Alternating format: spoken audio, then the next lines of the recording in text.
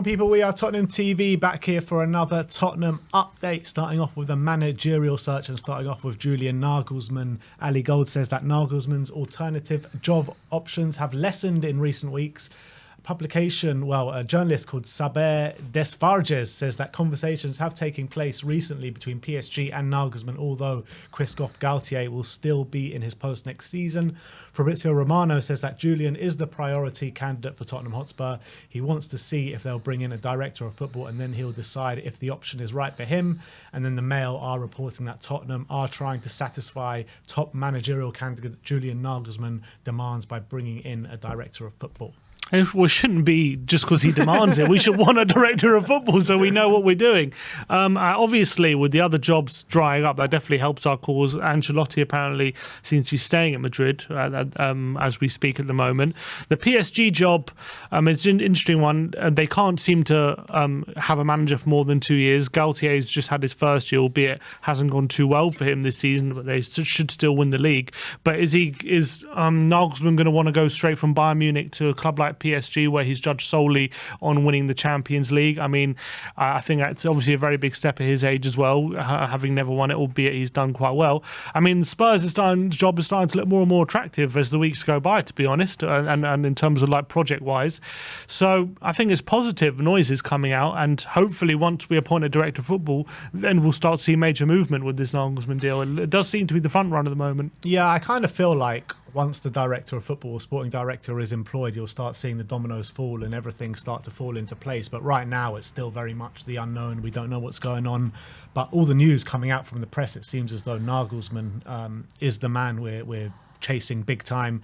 Obviously, Vincent Kompany will move on to him in a second. But all these other options, there's not real concrete talks coming out from journalists, but from Nagelsmann, you're hearing from Ali Gold, you're hearing from Fabrizio Romano, you're hearing from all the really reliable sources, where not really from anyone else. Yeah, the talk's really hotting up when it comes to Nagelsmann. He's the one everyone wants as well. So, and the fact that he's already gave Chelsea a flat no and we're still in the race, that has to mean something. So hopefully it sounds like positive news. Yeah. Let's move on. Let's talk about Vincent Kompany now. As Sky Sports and a Burnley official all announced that Vincent Kompany has signed a new 5-year deal with the club. And you got to say, probably a smart move on his part, because it's very easy to get kind of swayed by the flashing lights of the bigger clubs. But he's done a great job at Burnley, and it seems like he's going to see that job through as well. Yeah, fair play to him. I think that was the right call. That's what I was saying before, that he probably should stay at Burnley for at least another season and see how he gets on and really cement his cement the job that he's doing there.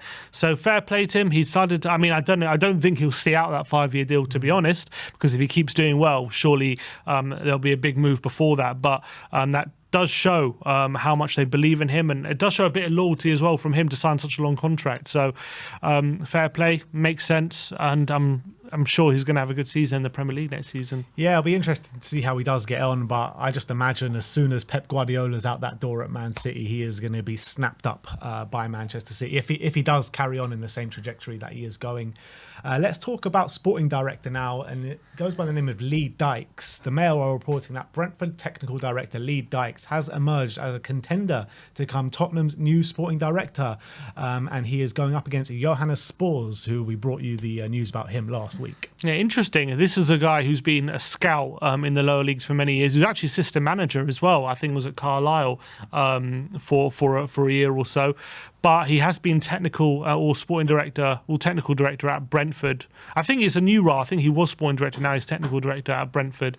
And Brentford seem to have great scouting, to be fair. They have a very similar model to what Brighton have as well, in terms of very data heavy, always having options for replacements and stuff. So look, he's doing very well, Brentford. They seem to have like always fine players as well, similar to Brighton. Maybe not on the level of Brighton, to be fair, the way Brighton are playing at the moment.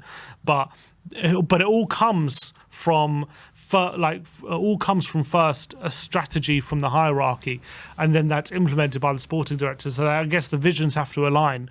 So it's very easy for it to align maybe at Brentford right now, where he was appointed for a certain purpose, but at Tottenham, whether we're gonna it's different kind of expectations, isn't there? The level of player you're expected to bring in at Tottenham than at Brentford. Yeah, but I think you're absolutely spot on in what you're saying about all the visions need to align, because you can bring in all the people you want in the world. We've seen, how many sporting directors have we seen come and go at this football club that have had massive reputations before they've come here? How many managers have we seen come and go that have had massive reputations before coming here? But they don't get to grips with the job because the visions are not aligned from top to bottom.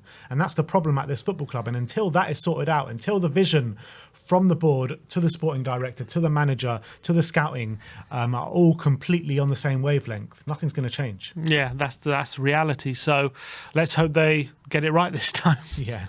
Let's talk about players now. We've got two players to talk about, starting off with Marco Verrati of PSG. Fijajes are saying that Tottenham are keen on signing Marco Verrati this summer. I'm sure they are. Doesn't mean there's any truth to it. I mean, there's talk of him going to Saudi. I mean, that would be amazing, because I still think he's got so much to give. I would obviously absolutely love Verratti. I think he's one of those underrated central midfielders in Europe. I think he's been absolutely top class with PSG for many years. I think he's exactly the kind of midfielder we need, but I shudder to think what kind of wages he's on at PSG, and his age, that kind of wage packet. Like, is that something we want to bring to the club right now? Maybe, but I do think he's world class, to be honest, and I'm a massive fan of Verratti, but I don't see any world where this actually happens. He earns 238 grand a week. So how much are you going to want to join the Europa League or Conference League? You know what I mean? He's going to want 300 at least. And then also the entitlement that brings as well. I'd much rather a younger, hungry player than someone who probably sees coming to Spurs like he's doing us a favour. Like, as much as I love him and I think he's class, I really do. And look, maybe if we get Nagelsmann and he convinces him to join, like, I'd obviously be absolutely buzzing. But I don't see a world where this transfer is viable. Get him in, guys. Come on, get him in. Marco Verratti. Last player that we're going to talk about is Iliman Ndiaye of Sheffield United, as the Mail are reporting that Tottenham scouts have watched Sheffield United's informed striker Iliman Ndiaye. He did play at the World Cup as well for Senegal, scoring a couple of goals, and he's had an astonishing season, to be honest, this year for Sheffield United. Scored the winner against Spurs in the FA Cup. Yeah. Knocked us out. Nice goal, to be fair, but poor defending from Tottenham. But look, he has had a great season, 23 years of age. I think something like 25 goal contributions in all competitions, or I think just in the Championship. So clearly has been really good.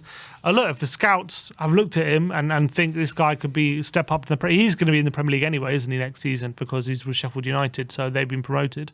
Whether he wants to come here and battle for a first-team place remains to be seen. I mean, with Kane and Son here, it's tough to see him getting like a look in. I think because he predominantly plays either off the left or centrally, but he's a good player. I think he's had a brilliant season. I really like the look of him.